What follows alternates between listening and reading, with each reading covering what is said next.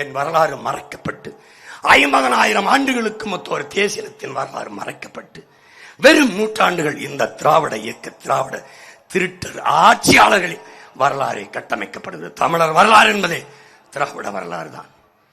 என் தாய் நிலமெங்கும் திராவிட குறியீடுகள், திராவிட அடையாளங்கள். கீழடியா திராவிட நாகரிகம். அவர்கள் வருவார்கள் இந்திய நாகரிகம், இந்திய பண்பாடு என்பார்கள். கட்டிடமா திராவிட கட்டிடக்கலை என்பார்கள்.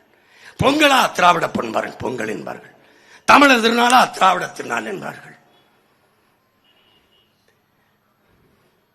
திட்டமிட்டு திட்டமிட்டு என் இனத்தின் அடையாளங்கள் மறைக்கப்பட்டது. என் வரலாறு புறக்கணிக்கப்பட்டது.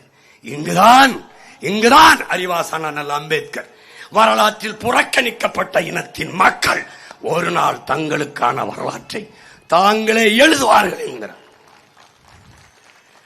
அப்படி புறக்கணிக்கப்பட்ட இனத்தின் வரலாற்றை, நிராகரிக்கப்பட்ட இனத்தின் வரலாற்றை மீட்டூராக்க மீண்டும் எழுத கிளர்ந்து வந்த பிள்ளைகள் நாங்கள். எழுதி வைங்கள் என் உடன் பிறந்தார்களே, இனி என் வரலாறை எழுதுகிற போது கிமு கிபி போல பிரபாகரன் என்ற பெருந்தலைவனுக்கு முன்பு பின்பு என்றான் எழுதப்படும். எழுத வாய்ப்போம், எழுதிவிட்டு தன்போம். உங்கள் மகன் வென்ற காலத்தில் இருந்து திராவிடம் என்ற சொல்லோ, திராவிடம் என்ற அடையாளமோ தீந்தமிழர் நிலத்தில் இல்லை என்ற நிலையை உருவாக்கிடும். திராவிடம் மாடலே சகிக்க முடியல.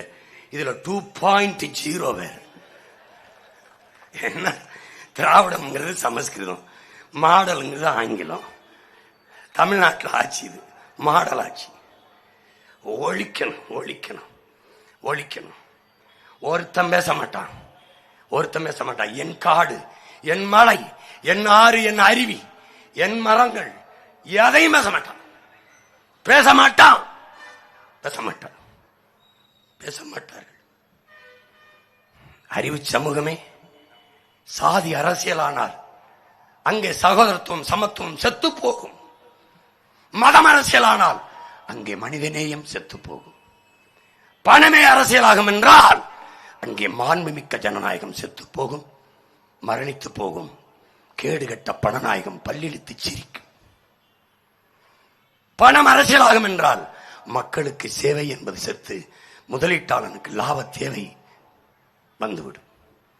பணமே அரசியலானால் பண்பாடும் ஒழுக்கமும் கெட்டுப்போகும். இதை மாற்ற வேண்டும், இதை மாற்ற வேண்டும். அதற்காகவே இந்த மண்ணங்கும் உங்க பிள்ளைகள் ஓடி வருகிறோம். மொத்தமாக என் மக்கள் எங்களை கைவிட்டு விட்டார்கள் என்று சொல்வதற்கில்லை. ஏன் தன்மானமும் இனமானமும் கொண்ட மான தமிழ் மக்கள் இன்னும் இந்த மண்ணில் நிறைந்து வாழ்கிறார் என்பதற்கு சான்று உங்கள் பிள்ளைகளின் எங்களின் வளர்ச்சி. 16 4.5 லட்சம், 19 18 லட்சம், 21 30 லட்சம், 24 36 லட்சம் வாக்குகளை அடுக்கடுக்காக கொடுத்து தனித்த பெருத்த முழு இசைவு இந்திய தேர்தல் ஆணையத்தால் அங்கீகரிக்கப்பட்ட ஒரு மாநில கட்சி என்று எளிய பிள்ளைகள் எங்களை உயர்த்தியது என் மக்களின் மாண்பு மகத்தான வாக்கு.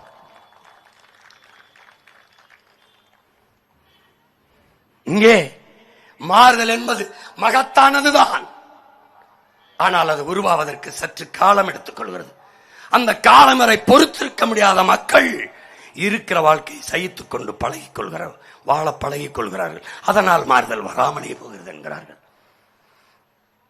ஆனால் இந்த வாழ்க்கையை சகிக்க முடியாது ஒரு பேரின கூட்டம் கிளர்ந்து எழுகிறது என்பது இந்த ஆட்சியாளர்களுக்கு தெரியவில்லை.